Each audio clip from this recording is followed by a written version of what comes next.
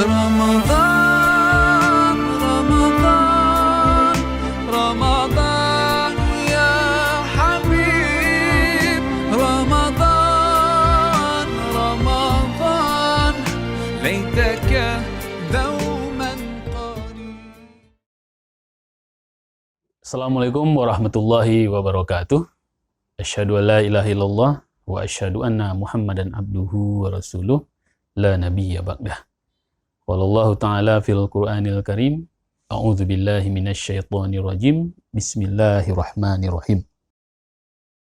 Wa fis sama'i rizqukum wa ma tu'adun. Fa wa rabbis sama'i wal ardi innahu lahaqqum mithla ma annakum tantiqun. Shadaqallahul azim. Surat Az-Zariyat ayat 22 dan 23. Kaum muslimin yang dirahmati Allah, landasan kita pada kali ini surat Az-Zariyat ayat 22-23 yang kita bacakan di awal tadi, artinya dan di langit terdapat sebab-sebab rezekimu dan apa yang dijanjikan kepadamu. Maka demi Tuhan di langit dan di bumi, sungguh apa yang dijanjikan itu pasti terjadi seperti apa yang kamu ucapkan. Artinya kaum muslimin yang dirahmati Allah, ini temanya adalah bagaimana kita mencoba untuk menelaah tentang rezeki, yang mana itu sumber utamanya adalah dari Allah Subhanahu wa Ta'ala. Dan ini harus kita yakinkan bahwasanya rezeki itu tersebar di alam jagat raya yang luas ini.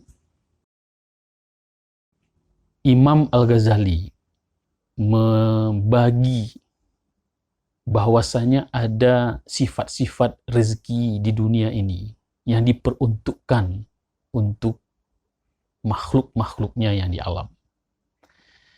Pertama, beliau mengistilahkan ada rezeki itu yang sifatnya sudah dijamin Allah ketersediaannya di muka bumi ini. Baik itu berupa makanan atau berupa pakaian-pakaian untuk manusia itu sendiri. Sebuah contoh kaum muslimin rahmati Allah.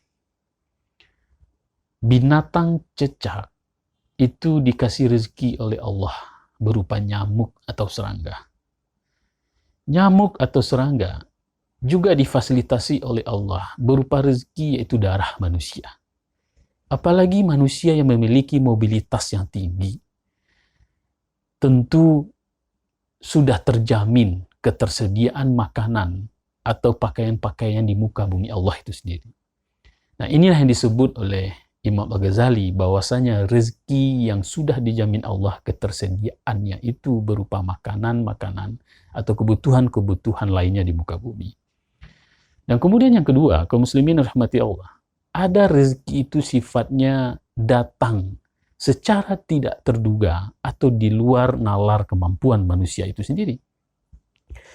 Nah, inilah yang bisa kita pahami. Yang dimaksud dengan yang rezeki nomor 2 ini adalah tentu ini juga berlaku hukum sebab akibat.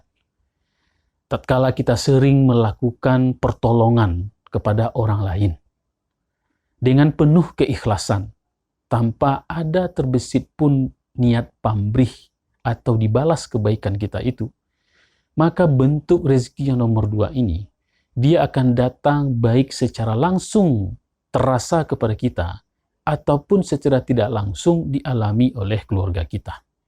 Sebuah contoh kaum muslimin dirahmati Allah. Karena kita sering membantu orang, dan orang musafir, dan kita memberikan bantuan tempat tinggal sementara kepada mereka, maka bisa jadi suatu saat itu dialami oleh kita atau anak kita yang berada di sebuah kota antah berantah namanya. Tiba-tiba anak kita mengalami kesulitan untuk mendapatkan tempat tinggal. Nah, disitulah yang kita sebut rezeki yang tidak terduga datangnya.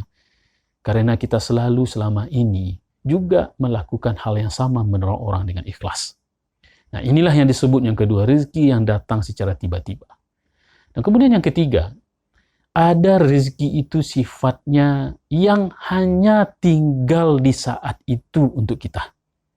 Artinya kaum muslimin yang rahmati Allah, misalnya ada jabatan di saat kita selama ini memiliki atau diamanahkan jabatan, tiba-tiba ada di saat-saat tertentu jabatan itu beralih kepada orang lain.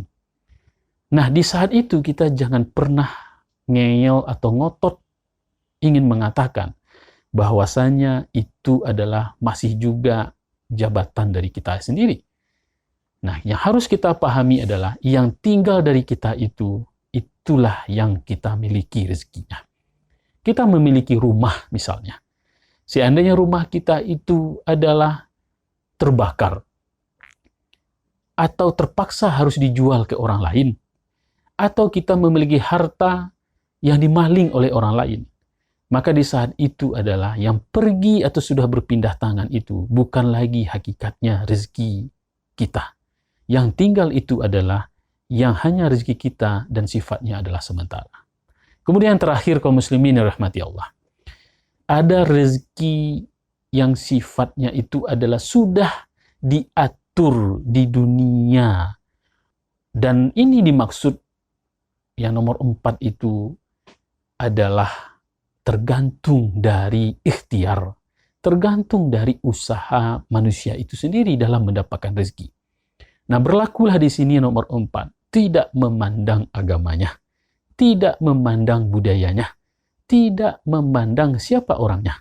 Sepanjang manusia ini selalu berikhtiar, selalu berusaha, maka Allah sudah menjamin rezeki akan datang kepada dia tergantung dari ikhtiar atau usaha yang dia dapat.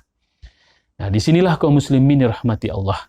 Artinya dari 4 bentuk rezeki yang dibagi oleh Imam Al-Ghazali ini, itu adalah suatu pertanda bahwasanya kita tidak boleh untuk apatis. Apalagi sampai mengatakan Allah tidak adil, Allah tidak membentangkan rezeki di alam jagat raya ini. Tergantung dari kita sebagai manusia yang berakal, berfikir dan beragama. Bagaimana rezeki yang sudah terbentang luas di alam jagat raya ini harus kita jemput, harus kita ambil dengan mekanisme-mekanisme yang harus kita tampakkan penuh keikhlasan kepada Allah. Seandainya kita mengatakan Allah tidak lagi memberikan rezeki kepada kita, maka secara tidak langsung di saat itu kita mengatakan Allah tidak lagi sempurna. Ada yang menarik terakhir kaum muslimin rahmati Allah.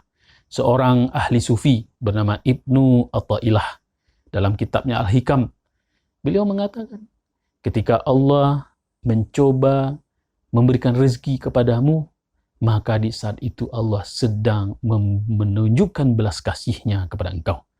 Tetapi ada di saat juga Allah menolak memberikan rezeki kepadamu, maka di saat itu Allah sedang menunjukkan kekuasaannya kepadamu. Artinya kaum muslimin, semuanya dalam genggaman Allah bisa diambil dalam waktu yang sangat sesingkat-singkatnya. Dan inilah menjadi pedoman bagi kita untuk selalu bersyukur kepada Allah Subhanahu wa taala. Banyak maaf, billahi fisabil haq, fastabiqul khairat. Assalamualaikum warahmatullahi wabarakatuh. رمضان رمضان رمضان يا حبيب رمضان رمضان ليتك